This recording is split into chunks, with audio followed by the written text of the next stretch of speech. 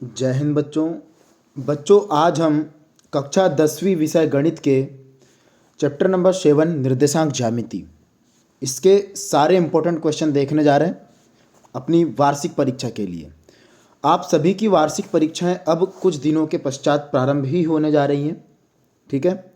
तो उसके लिए आप लोगों ने गणित विषय की तैयारी बहुत शानदार कर चुके होंगे और आप लोगों को सिर्फ एक बार रिवीजन करने की ज़रूरत पड़ेगी। बस एक बार देखना है बस इस अध्याय से इस क्वेश्चन को हम लोगों ने तैयार किया है या नहीं किया है।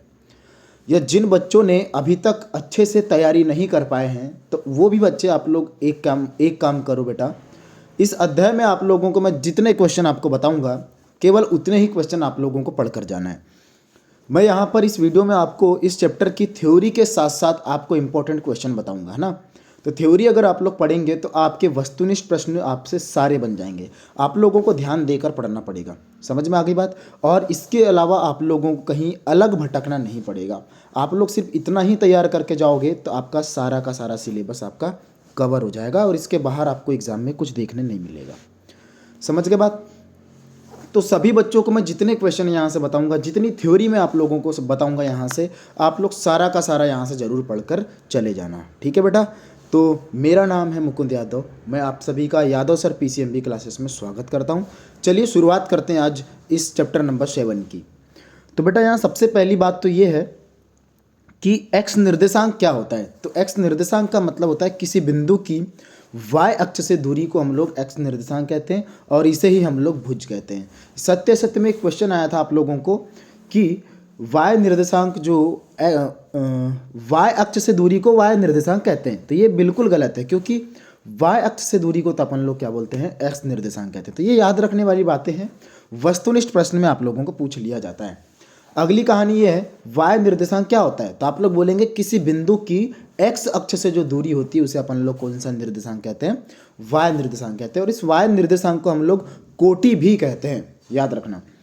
अगली बात यह है बेटा मूल बिंदु के निर्देशांक क्या होते हैं। तो मूल बिंदु के निर्देशांक होते हैं 0,0, ठीक है। आगे चलिए, दो बिंदुओं, पहला बिंदु क्या है उसमें x1 y1 और दूसरा बिंदु क्या है x2 y2, इन दोनों के बीच की दूरी का सूत्र आप लोगों को पता होना चाहिए। √x2 - x1 का whole square plus y2 - y1 का होल स्क्वायर। ये सूत्र याद रखने के बहुत सारे फायदे हैं बेटा।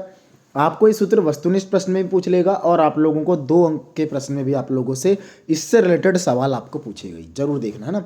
इस अध्याय से हम लोगों को 1 अंक के लगभग 3 क्वेश्चन और 2 अंक का 1 क्वेश्चन अर्थात 5 अंक के क्वेश्चन इस प्रश्नावली से आपको पूछा जा रहा है, याद रखना ना।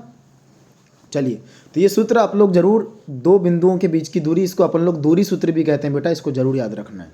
इसके बाद हम लोग देखते हैं विभाजन सूत्र। यदि कोई बिंदु x1 y1, यदि कोई बिंदु x, y, x1 y1 और x2 y2 को मिलाने वाले रेखाखंड को m1 अनुपात m2 में विभाजित करता है। ध्यान दीजिए, x1 y1 और x2 y2 को मिलाने वाली रेखा को m1 अनुपात m2 में विभाजित अगर करता है तो जो उस बिंदु के जो निर्देशांक है, जो बिंदु P आपको चित्र में दिखाई दे रहा होगा x, y, उस बिंदु के निर्देशांक का सूत्र आप लोगों के सामने यहाँ पर आपको दिख रहा होगा, ठीक है। m1 x2 plus m2 x1 upon m1 plus m2 और m1 y2 plus m2 y1 plus m1 plus m2। या फिर आप लोग एक काम कर सकते हैं, यहाँ x का मान अलग से याद कर सकते हैं और y का मान आप लोग अलग से याद कर सकते हैं। जैसे देखिए, x का मान क्या है यहाँ पे m1 x2 plus m2 x1 upon m1 plus m2 और y बराबर क्या होगा बेटा m1 y2 plus m2 y1 plus upon m1 plus m2, ठीक है। इसको याद रखना। अगला है दो बिंदुओं x1 y1 और x2 y2 दोनों को मिलाने वाले मध्य बिंदु का, है ना, इन दोनों को मिलाने वाले रेखाखंड है ना, उसका मध्य बिंदु का निर्देशांक आपको पता होना चाहिए। तो इससे भी संबंधित आपको सवाल आते हैं और यहाँ तक कि ये जो प्रश्न है मध्य बिंदु सूत्र वाला, ये आपको वस्तुनिष्ठ प्रश्न में पूछा गया है इससे पहले। तो क्या होगा मध्य बिंदु का निर्देशांक x1 plus x2 upon 2, y1 plus y2 upon 2। या फिर इसे भी आप लोग अलग अलग याद कर सकते हो। x का जो मान है वो क्या होता है x1 प्लस x2 अपॉन 2 और y का जो मान है वो क्या होता है y1 प्लस y2 अपॉन 2, ठीक है बेटा। चलिए आगे चलते हैं। इसके बाद आप लोगों के लिए अगली जो थ्योरी है वो इस प्रकार है कि समबाहु त्रिभुज होने की शर्त लिखिए। तो बेटा समबाहु त्रिभुज का मतलब क्या होगा पता है आपको। यहाँ पर तीनों की तीनों भुजा बराबर होगी। तो आप लोग ए बी सी 3 बिंदु आपको दिए रहेंगे, तो आप लोग ए से बी की दूरी, बी से सी की दूरी और सी से ए की दूरी ज्ञात करोगे। अगर तीनों बराबर हो गए तो सीधे बोल देंगे आप लोग कि हाँ भाई ये तो क्या है, समबाहु त्रिभुज के शीर्ष है। आगे बढ़िए, समद्विबाहु त्रिभुज होने की शर्त, ये तो सवाल आपको पूछा भी गया है वार्षिक परीक्षा में कि इसमें क्या होना चाहिए, कोई भी दो भुजा का मान एकदम बराबर बराबर होना चाहिए। फिर आप लोगों से पूछ लेता है कभी भी 3 बिंदु देता है और क्या बोलता है कि समकोण त्रिभुज के शीर्ष है, ऐसा सिद्ध कीजिए। तो आप लोगों को पहले तीनों भुजा ज्ञात करना पड़ेगा और वहाँ पर पाइथागोरस प्रमेय आपको लागू करवाना पड़ेगा। अगर पाइथागोरस प्रमेय लागू हो जाती है तो वो जो त्रिभुज है वो समकोण त्रिभुज हो जाएगा। अगला देखिए, समांतर चतुर्भुज होने की शर्त। तो समांतर चतुर्भुज में आपको 4 शीर्ष दे के रखेगा बेटा, याद रखना है ना, और सिद्ध कीजिए कि ये समांतर चतुर्भुज के शीर्ष है, ऐसा आपको सवाल आएगा। तो आप लोग क्या करोगे, पहले ए बी निकालोगे, फिर बी सी निकालोगे, फिर सी डी निकालोगे, है ना, और उसके बाद डी ए निकालोगे।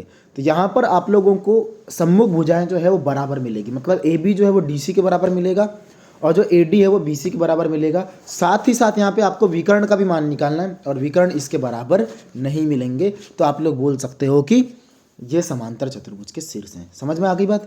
और ये बात भी याद रखने योग्य है कि दोनों विकर्ण का मध्य बिंदु सेम होता है बेटा, पहले विकर्ण का भी मध्य बिंदु वही होगा और दूसरे विकर्ण का मध्य बिंदु भी वही होगा, दोनों विकर्ण के मध्य बिंदु सेम होते हैं।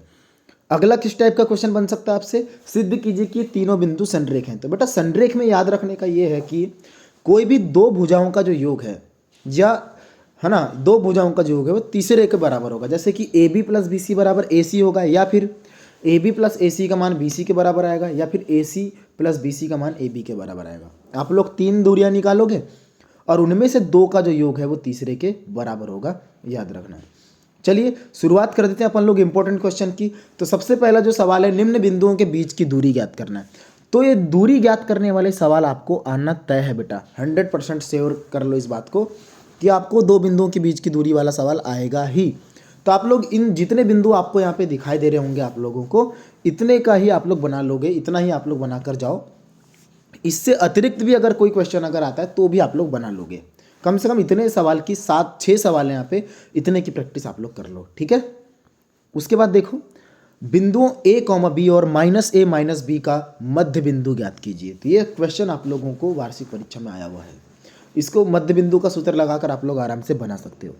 उसके बाद देखिए, ए बी जो है वृत्त का व्यास है, वृत्त का केंद्र जो है वो 2,-3 है और बी का निर्देशांक आपको दिया है 1,4, ठीक है।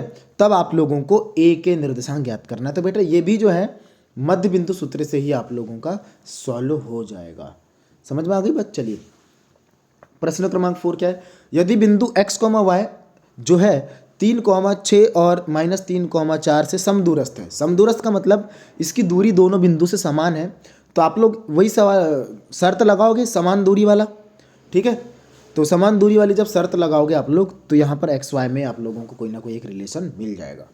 अगला सवाल है, एक्स अक्ष पर वह बिंदु ज्ञात कीजिए जो 2,-5 और -2,9 से समदूरस्थ है। तो ये भी समदूरस्थ वाला ही सवाल है बेटा, तो ये भी आप लोगों से आराम से बन जाएगा। समान दूरी का सूत्र लगा लेना इसमें।